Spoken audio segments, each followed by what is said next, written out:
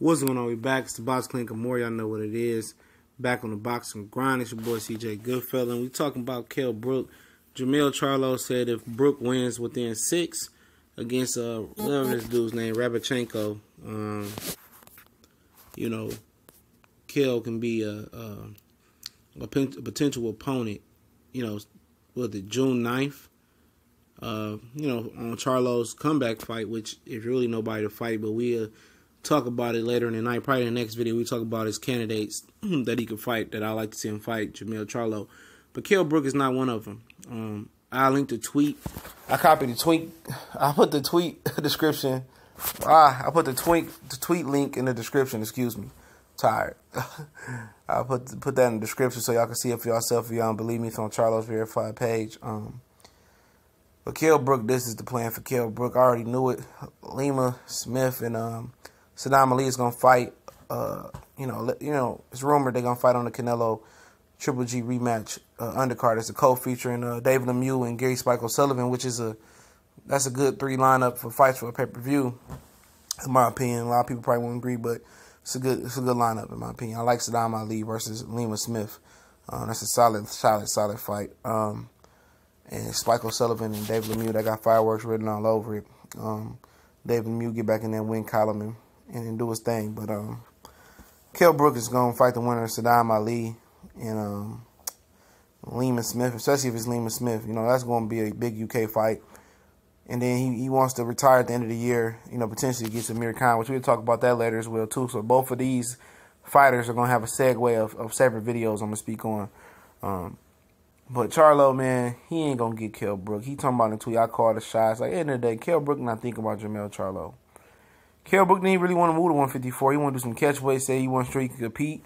The top of 154 is like poison for Kell Brook. You know, Hurd will knock him out. Erislandy Lara will beat the shit out of him. So with Jermell Charlo. He's just too big and physical for him, you know what I'm saying?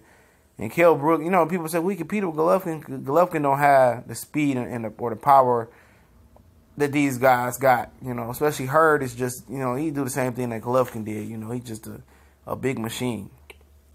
And Lara and Charlo would just obliterate this guy, you know, especially Lara make him look stupid and Charlo will probably stop him real quick. So Kell Brook ain't looking to go down that route. You know, he said, you know, the Khan fight for him was bigger than the world title shot, but, you know, Charlo can dream on. He ain't getting the Kell Brook fight. If Kell Brook want to fight you, you know, silly as it sounds, yeah, he can make it happen because you don't have too many options. Kell Brook has options.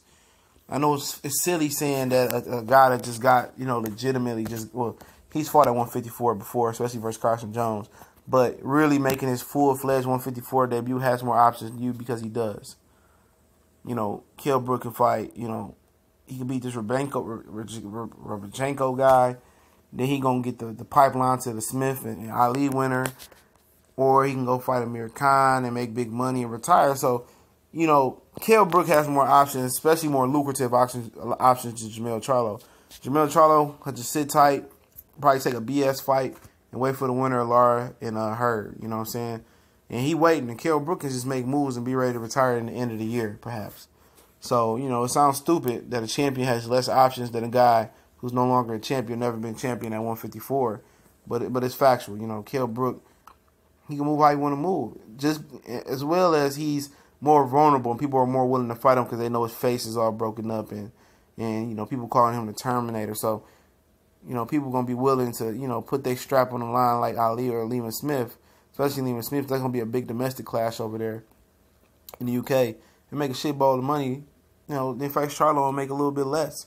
So, you know, Charlo don't call no shots. You know, I'm sorry. He don't call no shots. You know, Kell Brook move how Kell Brook moves, and, you know, he got more options at 154, you know, and going back down to 147, which we'll talk about a little bit later, than Jermell Charlo. So Charlo better just sit tight and wait for what happens with Lara and Hurd, and that's when his career going to start to really take off. He got to capitalize on it. We going.